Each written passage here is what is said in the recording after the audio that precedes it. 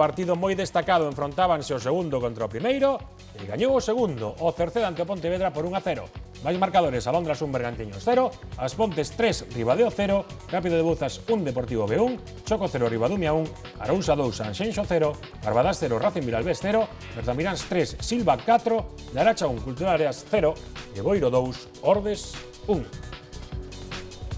Partidazo que podemos ver en directo esta tarde na TVG2, o mellor encontro que podíamos ver nesta categoría. Pode estar bonita a Liga como cheguemos a unha última xornada da segunda volta, decidindo o título en Pasarón entre o Pontevedra e o Cerceda, porque dende logo son dous candidatos. Agora mesmo, primeiro rematou a primeira volta, primeiro o Pontevedra 37 puntos, segundo o Cerceda con 36 puntos. Un partido xogado de poder a poder, a verdade un partido deses que fan afección, no que igual non houbo moitos goles, xoubo oportunidades e que se decidiu no treito final.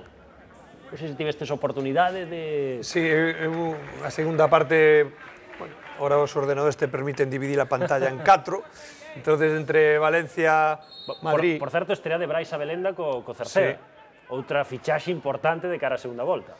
A verdade é que na segunda parte, que foi o que sí que puiden botarlle un ollo, o Cerceda o vin un pouquiño por encima neste partido Pontevedra, tivo máis empuxe e posiblemente neste segundo tempo, que xa digo que foi o que puiden seguir, creo que mereceu ese gol. Son para vos os dous grandes favoritos a facerse co título? Home, para mí o gran favorito sigue sendo Pontevedra, indiscutiblemente, non? Pero, bueno, tampouco iso quere dicir que o Pontevedra o vai a ter fácil porque hai que traballalo moito. Eles o saben, non? Pero, bueno, Pontevedra, para min hai tres equipos ahora mesmo un pouco por encima dos demais, por distintos motivos, pero son así, que son Pontevedra, Cerceda e Depor B. Curiosamente, os tres que van en cabeza. Partido que decidiu Jorge Cano cun gol de cabeza e que rematou coa expulsión de Alberto Campillo.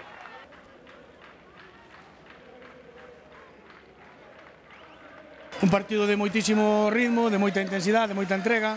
Por momentos eu creo que de bo fútbol, con dous equipos que non especularon nada. Eu creo que sobre todo polo segundo tempo merecemos ganar.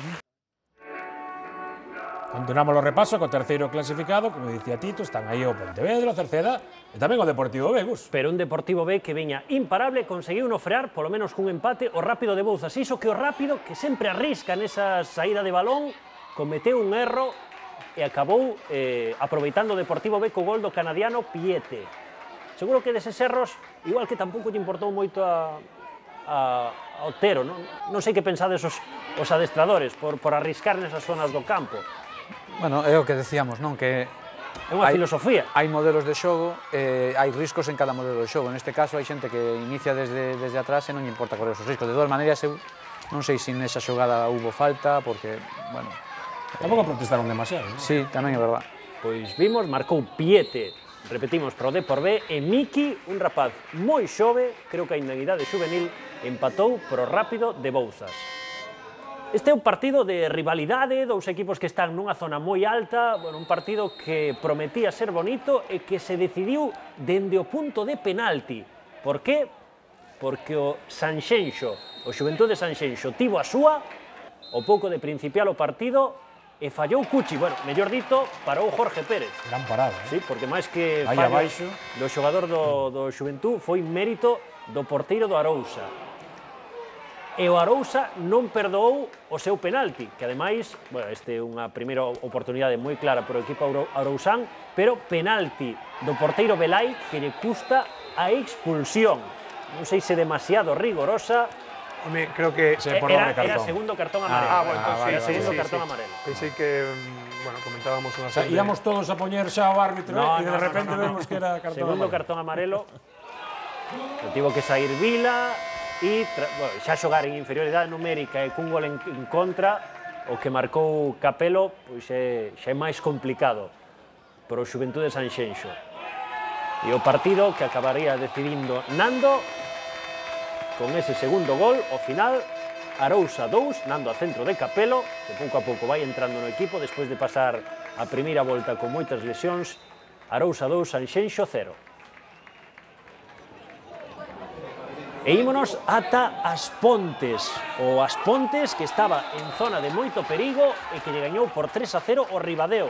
E aproveitamos para lembrar, Óscar, que o Ribadeo xogou aquel partido que estaba aprazado. No seu día co Bertamirán se gañou por 1-0. Custoulle moito, pero gañou. De feito, o Ribadeo encaraba a última xornada da primeira volta en postos de fase de ascenso.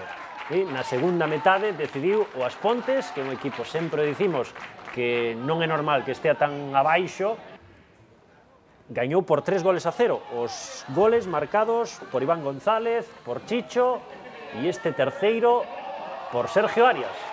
Igual merecía o gol o lanzamento traveseiro, pero bueno, sempre está aí atento Sergio para facelo 3-0. Bosa, creo que é o que remata o traveseiro.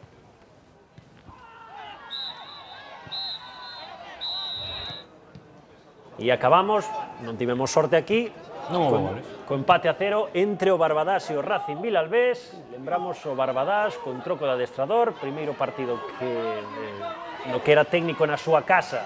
Peluso xa se estreara na última xornada do pasado ano.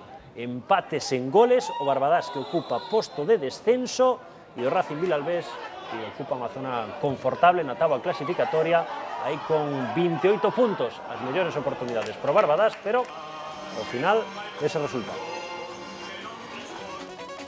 Pues repasamos a clasificación, logo de terminada a primeira volta, o Pontevedra líder con 37 puntos, un máis que o Cerceda, 3 máis que o Deportivo B. O Ribadumia